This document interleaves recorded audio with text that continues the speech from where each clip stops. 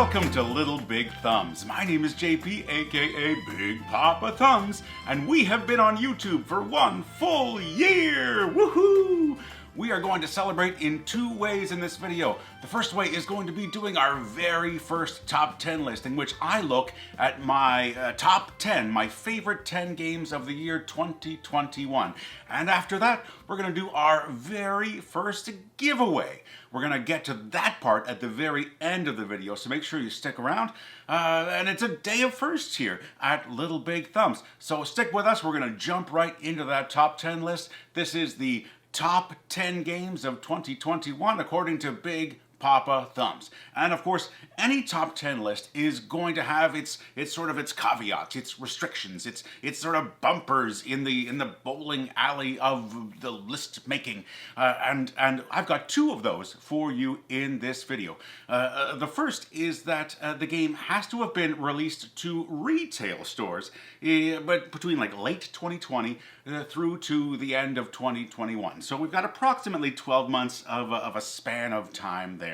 And what that means is that like Kickstarter exclusive games are not going to qualify for this list, and game prototypes that I might have had the chance to play that have not yet released to retail, they're also not going to make the list. So that's like bumper number 1. And bumper number 2 is going to be that in order to qualify for this list, a game must have been played a minimum by me of 3 times. So 3 plays by me in order to make the list. So those are our 2 bumpers that are going to keep the bowling ball rolling down the lane, and maybe we'll hit a strike or a spare, maybe a spare at least. Yeah. And so with all that out of the way, why don't we just jump right in with the top 10 list. Number 10! Roll and write games are not a sort of a genre that has a common regular presence on my game shelf. It's just those games often don't sort of align with my personal tastes. However, there is one game in 2021 that made a huge impression on me, and that game is 7 Bridges from Puzzling Pixel Games. In this game, players are looking to carve out a path through the historic city of Königsberg by rolling dice and strategically selecting the best ones for their own map sheet. Points are earned by crossing the game's namesake bridges, as well as visiting landmarks and the city's scenic parks. While the multiplayer game is really good, it is the solo experience that has bumped this game into my top 10 of the year. Just choosing where to place your initial path is going to make a huge difference in the difficulty and the challenge of the game. And so many times throughout the year, I have found myself engrossed and sucked into the 7 Bridges experience. And that's why it's on the top 10 of the year for me. 7 Bridges from Puzzling Pixel Games. Number 9! Now, although this is my top 10 list, there's no question that games that my children enjoy will make a big difference on my own personal enjoyment of a game. And that's exactly the case with Vamp on the Batwalk from Jellyfish Game Studios. Vamp on the Batwalk is a trick-taking game, and it's a pretty simple one, aside from the fact that the players cannot see their cards. Everyone holds their cards facing away from themselves and facing the other players in the game, meaning that it's also a deduction game, and a fun one at that. I've had a blast playing this game with adult groups, and my girls ask to play it almost every single week. They love making up stories about the different vampires in the game, and because they can't see their own cards, it makes the barrier to entry pretty darn low. So my number 9 pick for the year, Vamp on the Batwalk. Number 8! In all of the different genres of board gaming, my absolute favorite is probably dexterity games. I love flicking and pushing and stacking and throwing and hammering? Yes, I said hammering because the number 8 game on the list today is Hammer Time from Haba. Now, this game comes in Haba's trademark yellow box, suggesting that it's a great game for kids, and it is. But my favorite moments playing this game has actually been playing with adults. The game has like 2 handfuls of colorful gems that are dumped onto the game box itself, And players take turns hammering the side of the box, looking to knock off only the gems that they need to complete their gold cards. There is a surprising amount of tension in this game, as one wrong swing of the hammer can mean disaster for a player's turn, and in this game, especially when playing with adults, every turn matters. So, Hammer Time from Haba is my number 8 game of the year 2021. Number 7! Number 7 is a quick playing tile laying game with lots of clever moments. It is Combo Clash from Hub Games. In this one we have a grid-based board. Players are going to be placing colorful creature tiles onto that board and activating special powers. And each turn a combo can be scored, which is a grouping of identical tiles which will score a whole bunch of points. The scores are quick to climb, the games are over in a flash, and the actual combos are super fun to watch happen. Not only is this a game that keeps hitting the table with my gaming friends, it was also a huge hit with my parents and sister, and it's pretty rare to find a 30-minute game that's hits a sweet spot with both hardcore gamers and more casual players, making it quite the gem of a game to have on your shelf, or on my shelf anyways. Combo Clash flew under the radar for a lot of players, but in my books it lands in the number 7 spot of my favorite games of the year. Number 6! My number 6 game of 2021 is Sheepy Time from AEG. And I have to say, this is a game that probably would not have been on my radar had the publisher not run a really nifty marketing campaign with content creators everywhere. It sucked many of us in, myself included, and I got drawn right into the Sheepy Time hype. But this game is not all about the hype. The game starts as a simple race with players playing in a dreamland with their sheep, doing laps and counting sheep and helping us to sleep, but they are also running away from a spooky nightmare. Each turn involves playing just one of 2 cards, and that keeps the turns really snappy. When drawing a new card, there's always the chance that a nightmare card shows up, and if a couple of them show up in a row, a player could be woken up and knocked out of the round entirely. The central rondel will be developing as we play through the game, and it gives a real sense of progression, of forward momentum. It's all leading towards a conclusion, which is a great feeling to have in a game. And that is one of the many reasons why Sheepy Time has a solid place on my top 10 list of 2021. Number 5!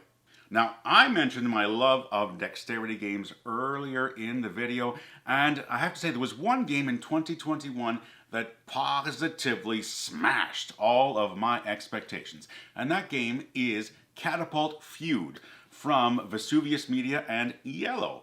The concept of this game is simple. You're going to load up a literal catapult and fire it across the table, or sometimes in my case, across an entire room, trying to knock down the walls of an opposing player. This game is the epitome of fun factor in a tabletop game, and I can't wait to see what the upcoming Hydra expansion adds to this amazing dexterity experience.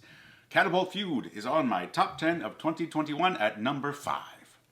Number 4!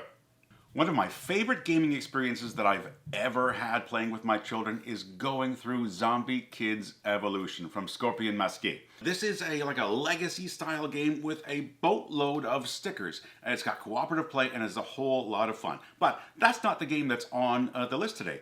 The last Christmas, I gave you my heart. Last Christmas I received the sequel to the game, Zombie Teens Evolution, and that is the game that is on the top 10 list today at number 4. Zombies are crawling out of the sewers and trying to overrun our town, and it's the job of us, the town teens, to scare them away, while also trying to find the zombie antidote to save our neighbors. And if we do that, we win the game. But if before that happens, the zombies overwhelm the 4 corners of the board, it is going to be a lost game. Win or lose, players get to place stickers onto the evolution track every single game, and that is one of the elements that keeps us coming back over and over again. It's an absolutely brilliant design that I would be playing even if my kids weren't invested in the experience. But My kids are invested in the experience, which elevates it even further and solidifies it as my number 4 pick as a top 10 game of 2021. Number 3!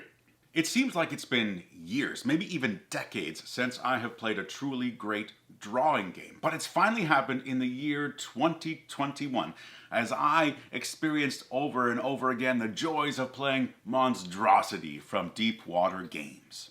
Each round, one player is going to have witnessed a monster and just gets like a handful of seconds to look at a card depicting the monster that they've seen. Once that time runs out, the card is hidden, and the witness needs to then describe to the other players what they've seen. Those players, at the time the description is happening, is drawing the monster that they think they're seeing. And once everyone is done drawing, the witness secretly picks which drawing best matches what they remember before everyone gets to see the card. And once the card gets revealed, everyone is going to place a vote on which drawing actually matches what's on the card. And so there are multiple ways to get points in the game. It is like a constant stream of laughter. It is so much darn fun. Monstrosity might be the very best party game I've ever played. And there's no question in that sense why it is landing at number 3 on my top 10 list of 2021.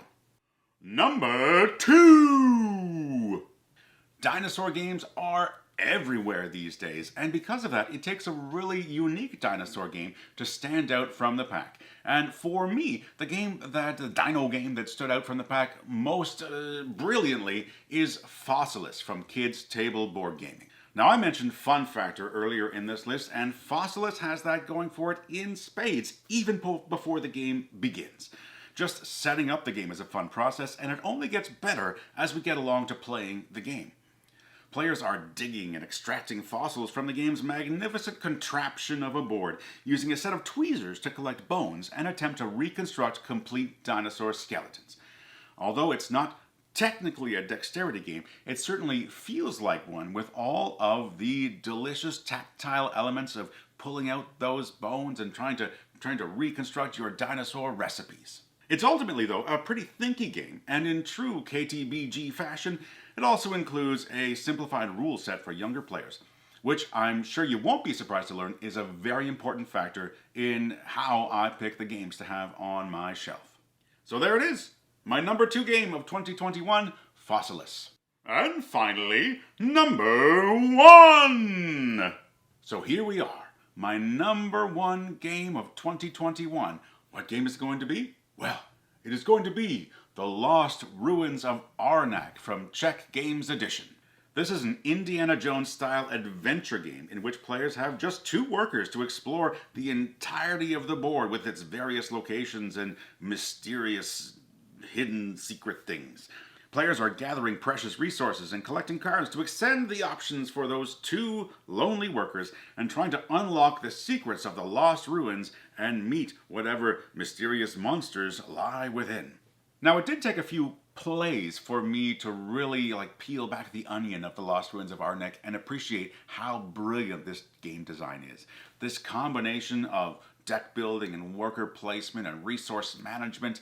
Oh, it's just so darn satisfying, and it's such a great game. I've come back to it over and over again throughout the entire year, and that is why it is my number 1 game, my favorite game of 2021. So there it is. We did it. You did it. You stuck with me through that entire top 10 list, and I appreciate you doing so.